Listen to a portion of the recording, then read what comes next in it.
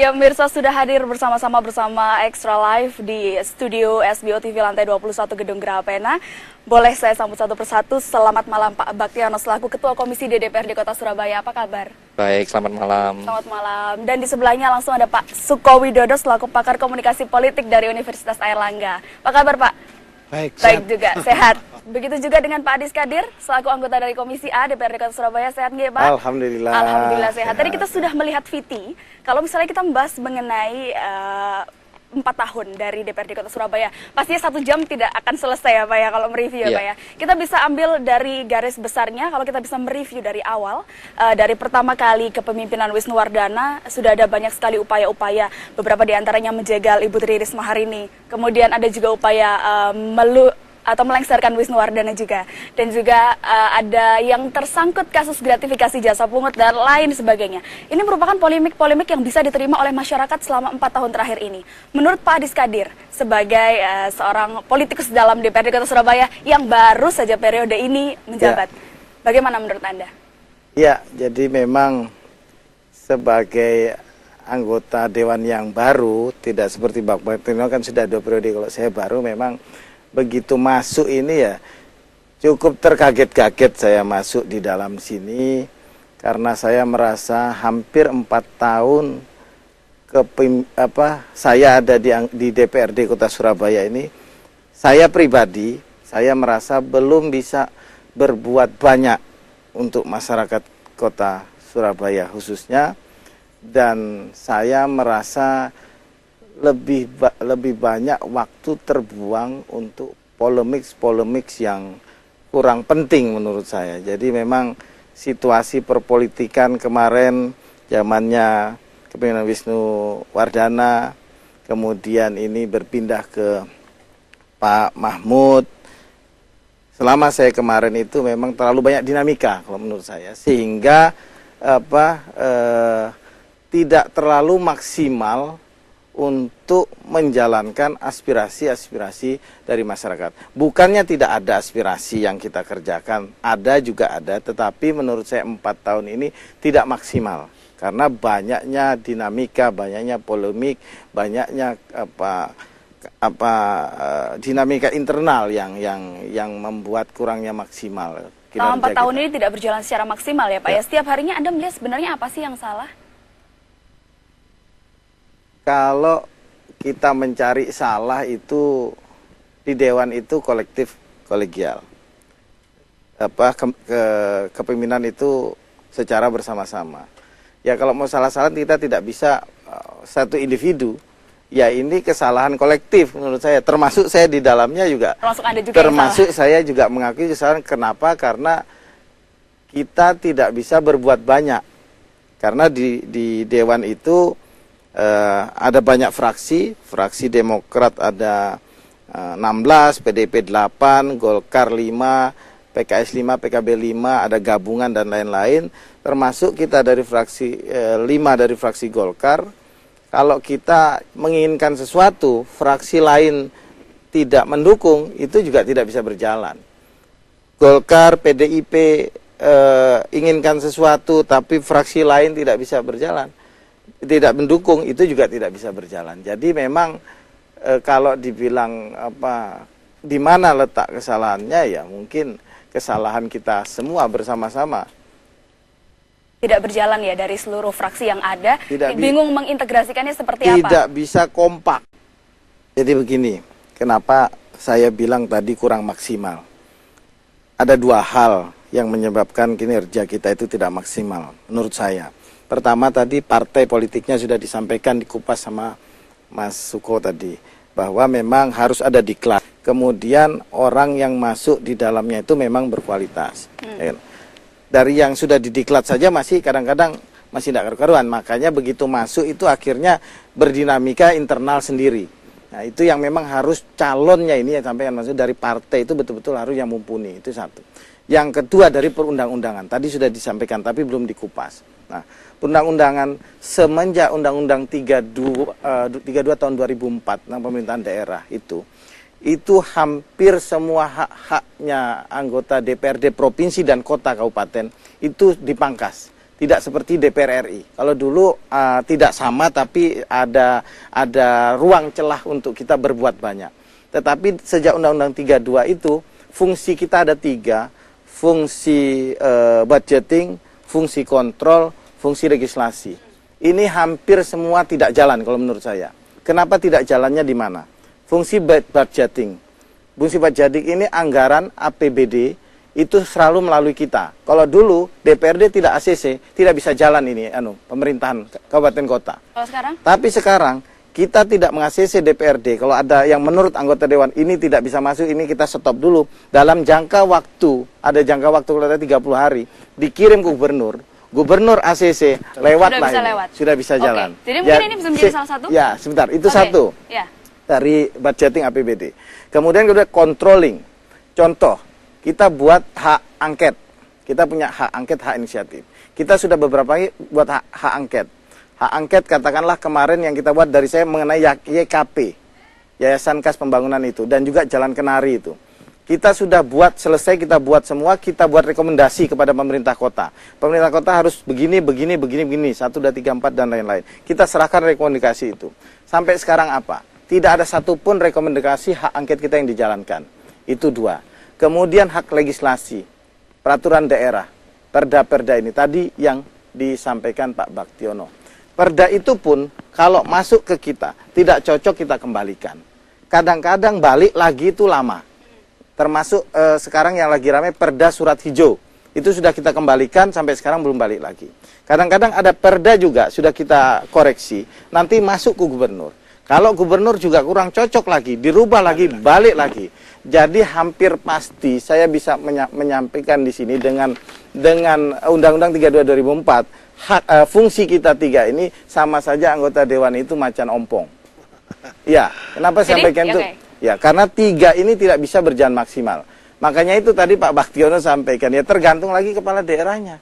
Mau menjalankan apa tidak. Pak Diskadir, seperti apa sebenarnya kalau misalnya kita bicara BIMTEK, kita bicara Kunker, Anda sendiri mungkin yang terlibat di dalamnya langsung? Kalau bicara BIMTEK itu memang sepantasnya di awal-awal masa barunya kita menjabat di DPRD itu perlu, Mbak. Perlu, memang karena yang baru-baru ini kan termasuk juga saya dulu perlu mempelajari undang-undang baik itu tentang keuangan, tentang pemerintahan dan lain-lain. Tapi kalau sudah berjalan 2 tahun, 3 tahun itu masih BIMTEK terus ya kok ya enggak pinter-pinter gitu ya. Dan di DPRD Surabaya memang hanya 2 tahun setengah ya. 2 tahun. 2 tahun setengah, setelah itu BIMTEK sudah tidak ada ya. Ya mungkin juga karena ada masalah itu ya kan, kalau saya tak tahu kalau tidak ada masalah seperti apa terus ada, tapi setahu saya 2 tahun setengah itu sudah stop BIMTEK. Untuk kunjungan kerja kalau kita memang betul-betul Mbak katakan begini, kunjungan kerja saya pernah 1 kali kunjungan ke kota Tangerang, itu membahas layanan masyarakat umum 1 pintu. Jadi untuk perizinan itu cukup datang ke 1 badan, katakan mau bangun hotel, ya Mbak Gloria mau bangun hotel, cukup datang ke 1 badan, jadi nanti terakhir selesai datang ke situ lagi bayar. Beda dengan di Surabaya. Surabaya ini sistem single window. Jadi masuk ke 1, nanti habis IMB lari lagi ke pariwisata, lari lagi ke HO. Nah itu kan bagus kita ambil di sana. Jadi masyarakat tidak bingung, camat, lurah apa. Di sana tuh tidak. Jadi datang ke 1 tempat sudah. Kami sudah bolak-balik minta supaya kota Surabaya, contoh ini loh Tangerang, ini bagus sekali. 1 pintu. Jadi bukan single window, 1 jendela, 1 pintu gitu. 1 pintu dan dia badan setara dengan eselon 2 kepala dinas itu. Kemudian terakhir saya juga kunjungan kerja itu ke Busan di Korea. Itu sangat bagus, banyak sekali kita dapat pengalaman di sana mengenai moda transportasi, mengenai pembuangan sampah dan lain-lain. Bahkan tempat sampah seperti Keputi itu bisa dibuat sedemikian hingga bagus, jadi taman kota yang baik, memberikan masukan yang banyak untuk PAD di daerah situ. Nah, untuk yang begini-begini kan bagus, Mbak. Tapi biasanya itu hanya jadi acuan saja, Pak. Ya. Hanya jadi acuan dan juga hanya jadi contoh-contoh saja, tapi nah, itulah tadi, ini sudah kita sampaikan semua kan pemerintah kota, jadi kita sudah laporkan semua ini harus begini dilaksanakan. Kembali lagi saya bilang tadi itu bahwa sejak Undang-Undang 32 tahun 2004 itu, walaupun pemerintah kota dan DPRD ini sama-sama pemerintahan unsur pemerintahan daerah, sama-sama pengelola unsur pemerintahan daerah, tapi yang dominan hanya pemerintah kota saja, tapi DPRD-nya tidak bisa berbuat apa-apa. Ini kan yang harus ada perubahan sebenarnya dari pemerintah ini. Mesti diperbaiki undang-undang ini untuk otonomi daerah seperti apa, untuk yang bukan seperti apa. Kalau dulu kan bukan, sekarang otonomi. Nah, ini harus dibuat seperti apa. Jangan sampai seperti ini. Kalau seperti ini kan sama aja DPRD ini tanda tanya lagi. DPRD sama provinsi, kota sama provinsi, apakah masih perlu diadakan DPRD ini? Nah, ini kan pakar nanti yang menjawab. Perlu nggak? Kalau begini saya pikir untuk apa diadakan begitu kan? Kita hearing-hearing, kita panggil umpamanya ada apa? Bangunan yang melanggar beranggang, kita panggil, kita minta dibongkar, tidak dibongkar-bongkar. Ada laporan dari SD guru-guru dipindah-pindah, dipanggil Pak Baktiono, kenapa bisa begini, tidak digubris. Nah, itu kan percuma ada DPRD. Pertanyaannya, masih perlu tidak DPRD ini? Nah, silakan nanti pakar yang menjawab. Pak Adis, kalau misalnya kita membahas mengenai peraturan tadi ya Pak ya, terkait dengan bagaimana kemudian fungsi DPRD Kota Surabaya sudah cukup tidak maksimal. Dengan adanya produktivitas dari perda yang dihasilkan oleh DPRD Kota Surabaya, apakah ini sejalan selaras dengan penerapannya kemudian? Ya. Pertama, dengan 30, kurang lebih 32 atau 33 itu perda yang kita hasilkan, itu berarti dengan kata lain sebenarnya niatnya teman-teman bekerja itu luar biasa, ya kan? Punya niat lah mereka untuk bekerja, untuk mendengarkan aspirasi masyarakat agar peraturan daerah ini cepat turun ke tengah-tengah. Bahkan beberapa perda itu memang tarik-menarik sampai kita ya rada alot juga kita diskusi dengan pemerintah kota itu, termasuk terakhir yang kemarin IMB itu besarannya kan, pemerintah kota minta sampai dengan 30, akhirnya kita turun-turun, akhirnya kita minta 16, akhirnya ambil tengah jadi 24. Salah itu kita sejajarkan karena Surabaya juga salah satu kota besar. Itu kan salah satunya perda itu bahwa kita ini juga niat untuk bekerja jadi teman-teman di dewan itu. Jadi dan dalam pelaksanaannya perda-perda yang kita keluarkan ini alhamdulillah sampai sekarang sudah berjalan cukup. Memang ada beberapa juga masih memberatkan sedikit lah ada komplain sedikit daripada masyarakat. Contohnya Pak? Misalnya kemarin itu yang reklame itu, tapi akhirnya kan karena ada komplain dirubah di perwalinya, diturunkan lagi sama Bu Wali. Ya. Sebenarnya Bu Wali kita ini kadang-kadang mau mendengar juga gitu, tapi maksud saya itu sebelum dikomplain ayo kita selesaikan dulu gitu loh, jangan tunggu ada komplain, sebenarnya kan begitu. Dan akhirnya kan banyak yang dirubah juga perwali itu. DPRD di sini terlihat hanya menjalankan fungsi bargaining seperti itu ya Pak ya? Enggak juga, buktinya perda itu juga kita bisa selesaikan. Banyak juga permasalahan masyarakat kita selesaikan, seperti yang kartu sehat, kemudian pendidikan, urusan tanah di Komisi A juga banyak yang kita selesaikan. Tinggal masalahnya sekarang itu sesuai fungsi kita, fungsi legislasi, fungsi kontrol, apakah rekomendasi kita ini dilaksanakan atau tidak. Ya kan, oleh pemerintah kota. Karena dilaksanakan, tidak dilaksanakan, tidak ada dampak apa-apa. Itu loh tadi yang saya sampaikan undang-undang itu. Kami menginginkan undang-undang, ayo direvisi. Kita tidak ingin juga seperti DPR RI, tidak. Tapi diberilah ruang gerak sedikit kita untuk bisa menjadi penyeimbang gitu loh, penyeimbang di dalam melaksanakan suatu pemerintahan kota ini. Kalau memang ini penyeimbang tidak ada, ya sudah dewan ini mau diapakan gitu kan, mau dibubarkan, mau dibubarkan sekalian dibubarkan. Jadi ada apa? DPR RI saja atau kan gubernur kepanjangan Depdagri. Nah, kemudian DPR provinsi juga di bawah Depdagri.